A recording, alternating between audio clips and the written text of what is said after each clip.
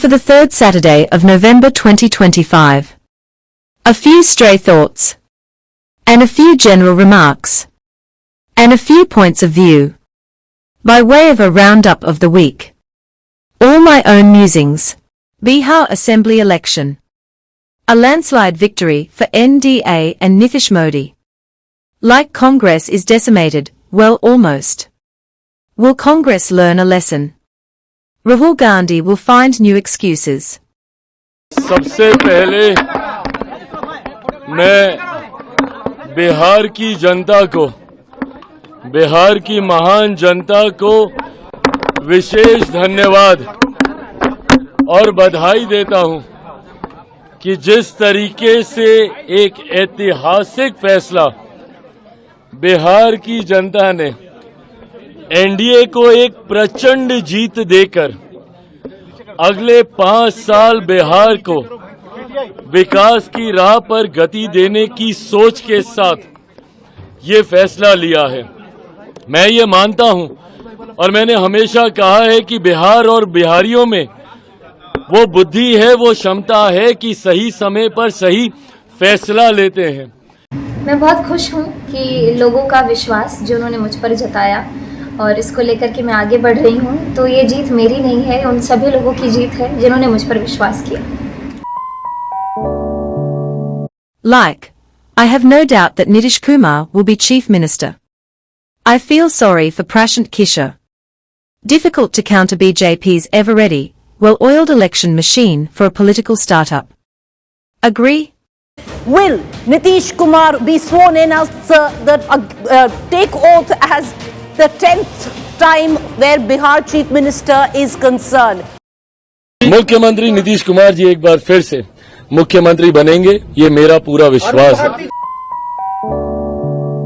Like, after results DDI is restless, and parties in Maharashtra are wary. Narendra Modi has appealed to BJP workers to prepare for West Bengal elections.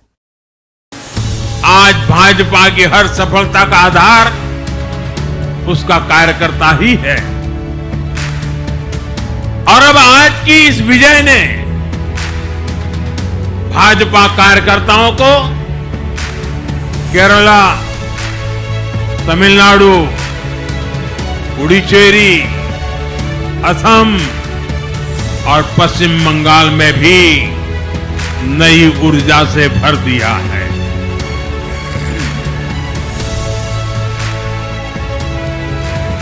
और हां, गंगा जी यहां बिहार से बहते हुए ही बंगाल तक पहुंचती है।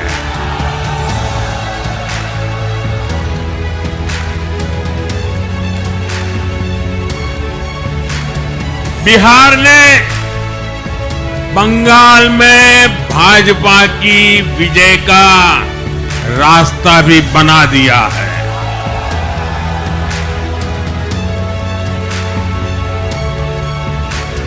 मैं बंगाल के भाइयों बहनों को भी आश्वस्त करता हूं, अब भाजपा आपके साथ मिलकर पश्चिम बंगाल से भी जंगल राज को उखाड़ फेंकेगी।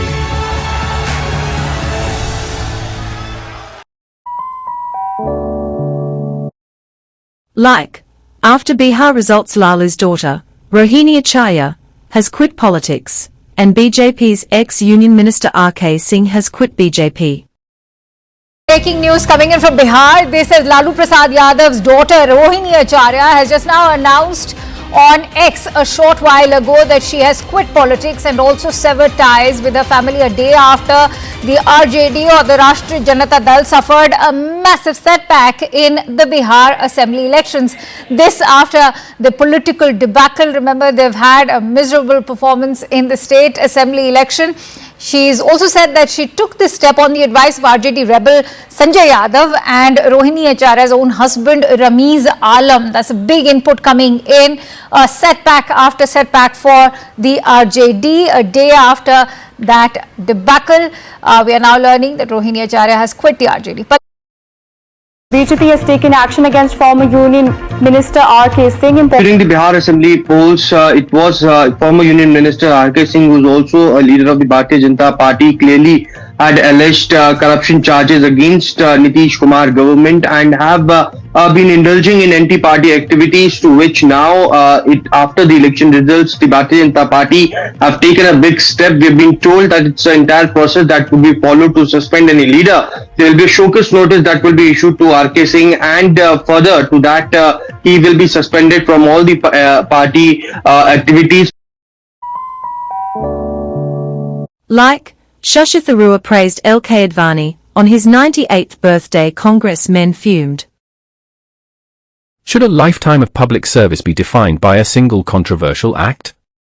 This question lies at the heart of a recent online firestorm sparked by Congress MP Shashi Tharoor's birthday wishes to BJP veteran L.K. Advani. Tharoor's praise for Advani's life of service ignited a heated debate, with critics accusing him of downplaying Advani's role in divisive politics. But here's where it gets controversial. Tharoor, drawing a parallel with Jawaharlal Nehru and Indira Gandhi, argues that judging Advani's decades-long career solely on events like the Rath Yatra is as unfair as defining Nehru by the China War or Indira Gandhi by the emergency. Is this a fair comparison, or a dangerous whitewashing of history? Tharoor's remarks, posted on X, emphasized Advani's unwavering commitment to public service, his modesty, and his role in shaping modern India. He specifically highlighted that reducing Advani's legacy to one episode, no matter how significant, is unjust. This defense came shortly after Tharoor wished Advani a happy 98th birthday, lauding his contributions as a statesman. However, this gesture was met with swift backlash, particularly from Supreme Court advocate Sanjay Hegde, who sharply criticized Advani's involvement in what he termed the sowing of dragon seeds of hatred. The exchange between Tharoor and Hegde quickly escalated, with Tharoor doubling down on his defense by comparing Advani's legacy to that of Nehru and Gandhi. Hegde countered forcefully, arguing that the Rath Yatra was not merely an isolated incident but a deliberate campaign to undermine the secular foundations of the Indian Republic. He drew a stark parallel to the Mahabharata, suggesting that the Rath Yatra's legacy of violence continues to shape India's destiny.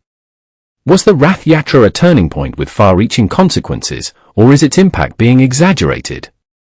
The Rath Yatra, which began in Somnath and was halted in Bihar by then Chief Minister Lalu Prasad Yadav, is widely regarded as a catalyst for the Babri Masjid demolition in 1992.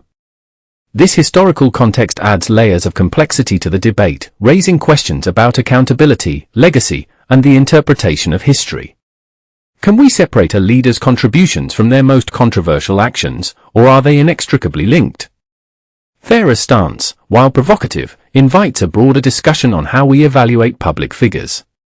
Should their entire careers be overshadowed by one or two pivotal moments, or should we strive for a more nuanced understanding? This debate is far from settled, and it's one that demands thoughtful engagement from all sides. Like, Delhi bomb blast, called 10/11 terror attack, killed 13, injured 30.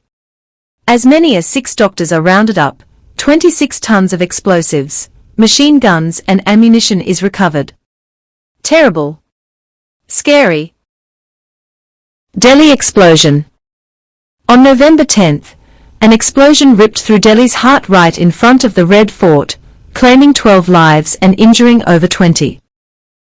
Thousands of tourists visit the 17th century Red Fort every day, which lies just a few meters from a busy trading hub. Delhi's police commissioner said, it happened at 1852 local time, when a slow-moving vehicle stopped at a red light before it exploded.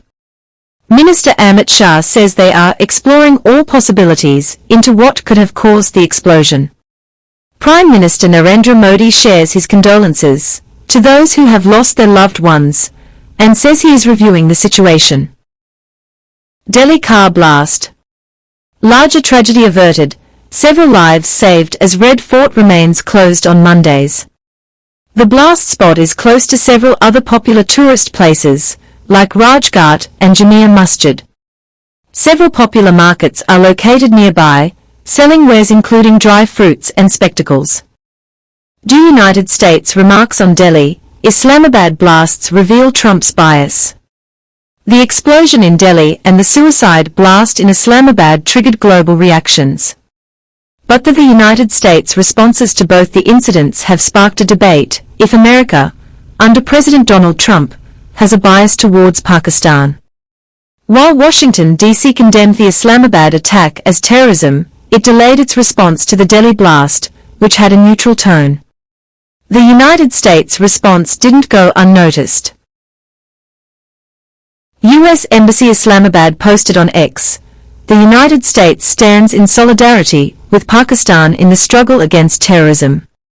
Our condolences to the families of those who lost their lives in today's senseless attack. We wish a swift recovery to those injured. We condemn this attack and all forms of terrorism." On the Delhi explosion, U.S. Embassy India posted on X, "Our thoughts and prayers are with the families of those who were lost in the terrible explosion in New Delhi last night. We wish a swift recovery to those who were injured." Ambassador Sergio Gore.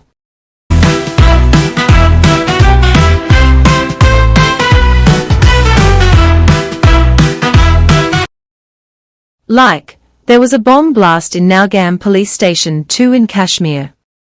It killed 9, injured 32. If accidental, it was cop incompetence. Like, who says only poor and illiterate become terrorists? Terror links may travel to Pakistan. Eliminate perpetrators like Hafiz Saeed. 9 killed, 27 injured as explosives seized from Faridabad raid rip through J&K police station. The explosion was triggered while the Forensic Science Laboratory, the Tehsildar, and police personnel were handling and checking explosive materials kept inside the premises, which were earlier seized from Faridabad in connection with a white-collar terror module case.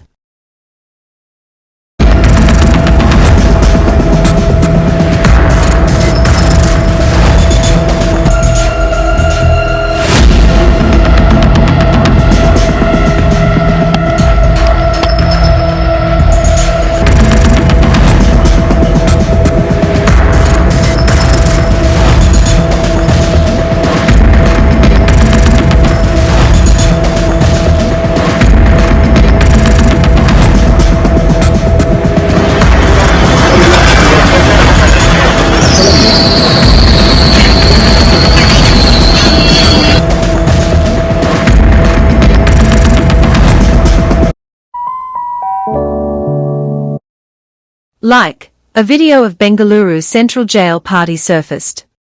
Rapists, murderers, terrorists enjoying life. Liquor, mobile phones and revelry. Shocking.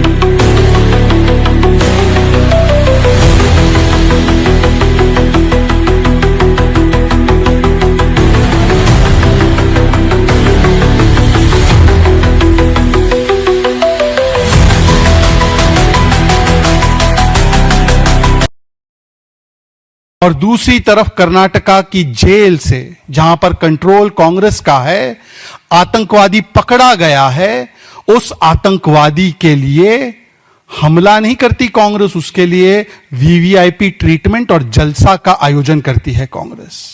Sanglikar's weekly, the ink never dries. Sanglikar's weekly, it's all here for you. Like, butcher of Nithari, Surinder Kohli, was acquitted by Supreme Court after 19 years. He was to be hanged. Strange turn of events. 18 years after the Nithari killings near Delhi horrified the entire nation, Surinder Kohli, once branded as a serial killer, has finally walked out of the Noida jail today. Hello, this is Ruchi Bhattar reporting for The Print from the Noida jail. The Nithari killings came to light in December 2006 when skeletal remains of children were found in a drain behind businessman Muninder Singh Pandhe's house in Noida's Nithari village. Kohli, who worked as Pandhe's domestic help, was accused of kidnapping, raping, and killing several children between 2005 to 2007, leading to 13 separate prosecutions. Out of these 13 cases, Kohli was acquitted in the 12 cases, and the rest one case of raping a 15-year-old and murdering her, he was given the life sentence. Once sentenced to death by all three courts, the Sessions Court, the Allahabad High Court and the Supreme Court, Kohli is expected to walk free today, but this reopens a new question, a question about what actually happened to the perpetrators of the Nithari killings, who was actually responsible for it, as the Supreme Court questioned in its judgment yesterday. With pedophilia, cannibalism, organ trade angle, dubious recoveries, forensic investigative lapses, and tutored confessions being the themes of Kohli's case, this is the second instance in India's judicial history where the Supreme Court has acquitted a death row convict after the dismissal of the review petition.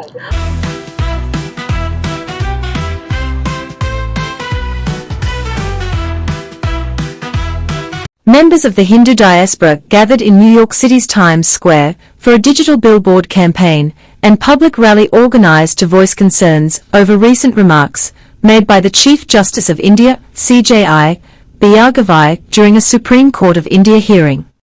The community on November 8 wrote an open letter addressed to CJI Gavai, circulated by organizers and available on the website stophindugenocide.org. The letter referred to a September 16 hearing involving a petition to restore a historic idol of Lord Vishnu at the Khajuraho temple site, overseen by the Archaeological Survey of India. During the proceedings, the CJ reportedly suggested the petitioner seek divine intervention through prayer, a comment that some interpreted as dismissive of Hindu beliefs. Breaking news that's coming in right now. This is related to the Supreme Court and the Chief Justice of India. There was a petition in front of him about restoration of a Vishnu idol in Khajuraho, and it seems while dismissing the matter, the CJI made a remark. He said, "Go pray to Vishnu himself." Now this has landed the Chief Justice of India in controversy, and which has forced the Chief Justice to now issue a clarification. He has said that he respects all religion. This plea was filed in front of the Supreme Court, and this was related to a 7-foot idol in Khajuraho of Vishnu, which is beheaded, and it was said that it should be restored. And that's when the Supreme Court said, this is not our jurisdiction, it is the jurisdiction of the ASI. Go there, and if you're such a bhakt of Vishnu, then pray to Vishnu. Let's listen to what other reactions that are coming in right now about this. माननीय supreme court ने जिस प्रकार का oral observation किया, क्या भगवान से कहें कि वो स्वयं निर्माण करे? इसको किसी भी तरह से उचित नहीं कहा जा सकता। हम न्यायपालिका का सम्मान करते, लेकिन ये न्यायपालिका के हाथ में भी है कि वो अपना सम्मान स्वयं करवाए। जिस तरह की टिप्पणी उन्होंने हिंदू धर्म के बारे में की है कि देवता से कहें वो स्वयं निर्माण करें, क्या वो इस तरह की टिप्पणी किसी अन्य धर्म के अनुयायियों के सामने कर सकते हैं?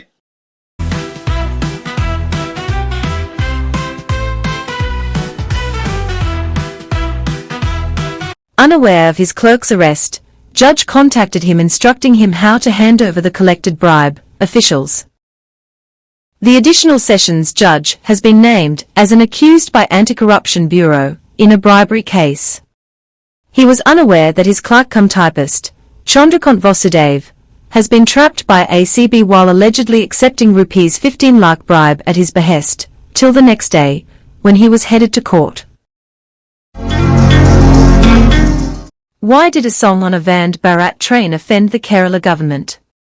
After students sing ISS song at Vande Bharat launch, Kerala minister warns school can lose.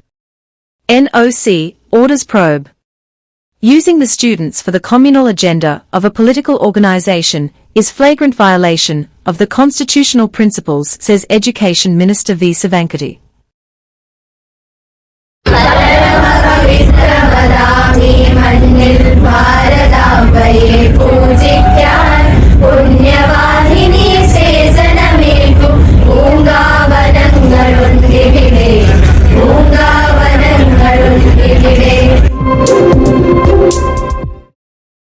Mohan Bhagwat says Muslims, Christians can come to RSS, but on one condition.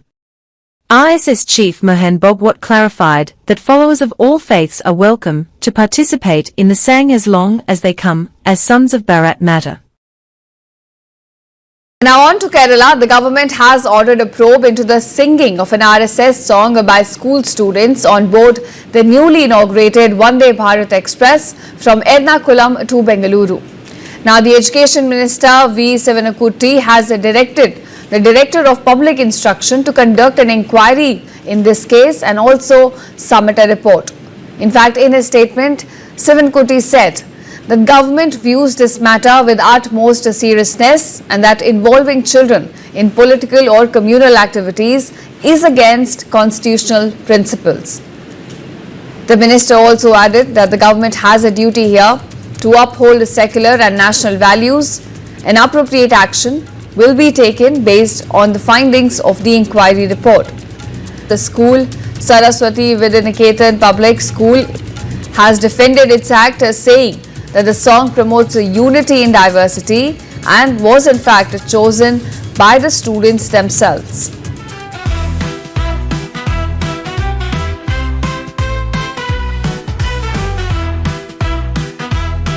Porth Pawar case. Shital Tewani, the key person in Pune deal, absconding. She is married to Sagar Suryawanshi, who was also one of the main accused in the Seva Vikas Cooperative Bank Limited in Pimpri Chinchwad.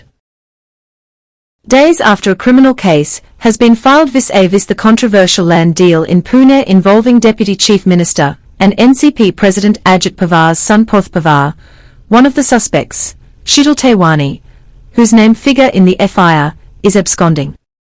The FIR has been registered against her in the Bavdan police station along with the other suspects in the case, including Digvijay Patil, a cousin of Porth Pawar and now suspended Sub-Registrar Ravindra Taru. Investigations so far have revealed that Tewani got powers of attorney from 272 individuals, shown as original landowners, by allegedly paying them nominal sums and later sold the land to Amadea Enterprises LLP for massive profits. Tewani also needs to be present for the formal cancellation of the sale deed.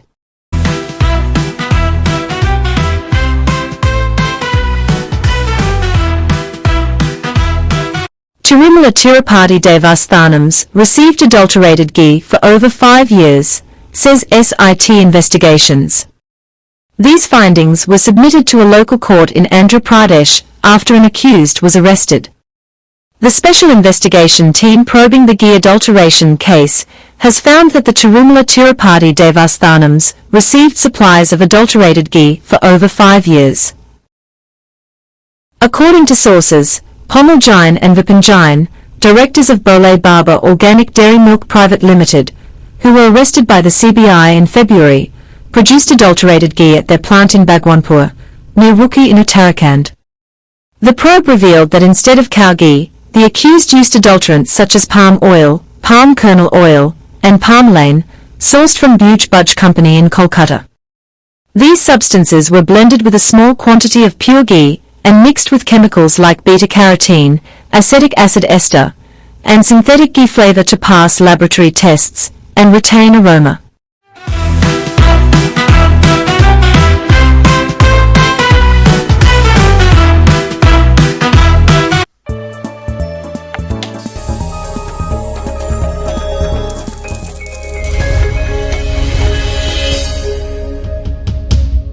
Like, LIC's Q2 results showed promise.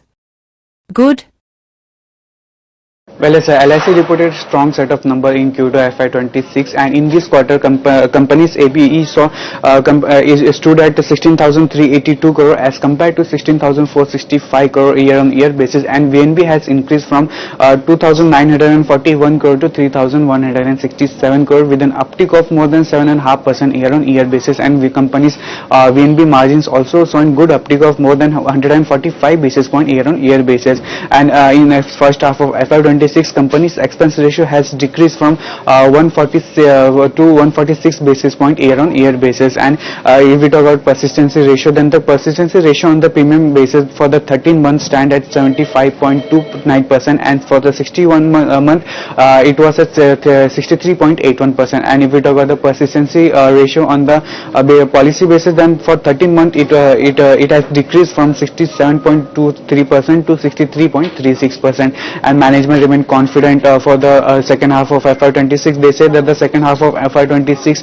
will show in volume will show a recovery, and the growth in policies sold showing substantial growth due to the new pricing and customer benefit resulting from the GST exemption, and companies aims to offset the non-availability of ITC through increased volume and operational efficiency, and brokerages has come out with a note after the strong set of result, and Goldman Sachs has maintained the neutral rating and hike target price to rupees 955 as compared to earlier target price of rupees 930, and Citi has also come out with a note while they have maintained the buy rating with target price rupees 1345. They say that the Q2 FY26 was operationally strong with sustained focus on product mix realignment alongside with improving segment margins, while business mix realignment is encouraging, and the market share stabilization is in individual AP will likely to be monitored for the re-rating or for the LIC, and they expect higher volumes which is driven by operating leverage, and improving quality of business should remain paramount to maintaining the current VNB trajectory.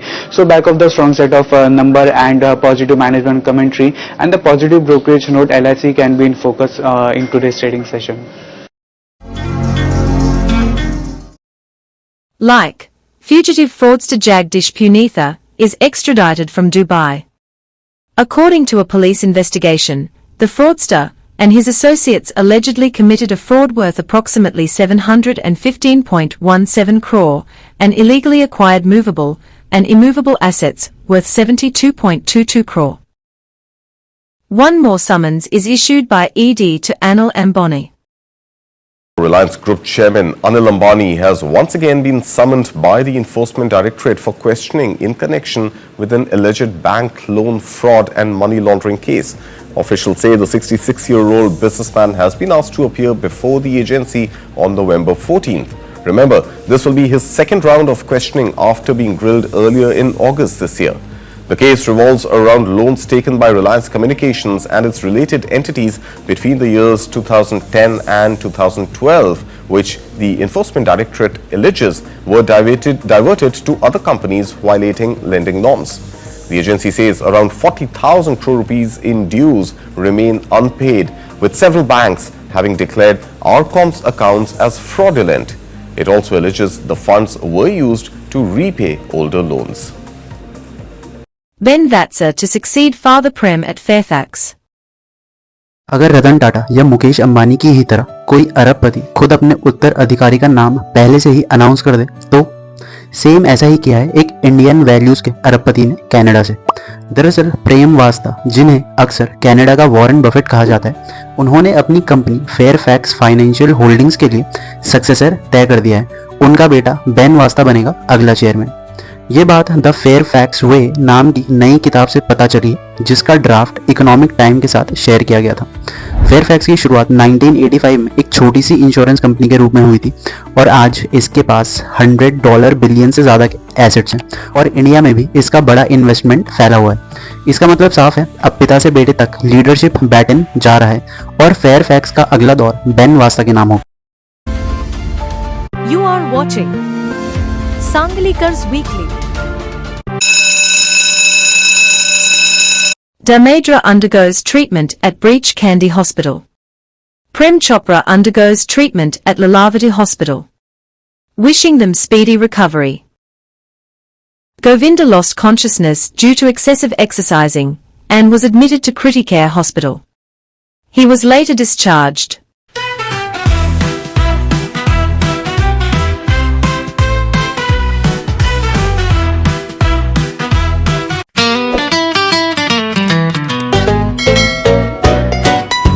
Now fellas, if you're married, you already know.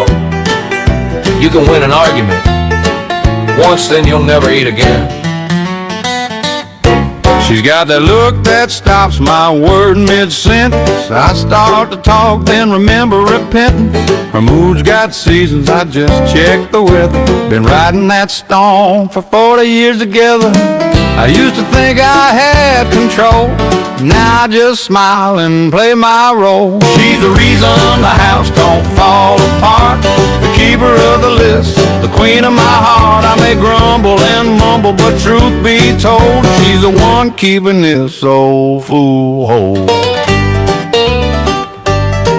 Every yes, dear, saves a fight. Every you're right helps me sleep at night. She shops like we struck gold last spring, but when she smiles, I'd buy her anything, yeah. I talk to her when she ain't around, but soon as she calls, I tone it down. She's the reason the house don't fall apart, the keeper of the list, the queen of my heart. I may act rough and sound half mad, but truth is she's the best thing I ever had. She says jump, ooh, I ask how high. She says hush, don't ask why. She don't need GPS, she is a map, and I'm just lucky to be in her lap. She's a calm, a storm, the whole 9 yards. My best decision and my credit card. If marriage is right, I bought the ticket, and I still pick her even with the cricket. Now if she hears this,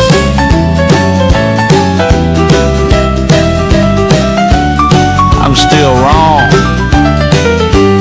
but at least it rhymed.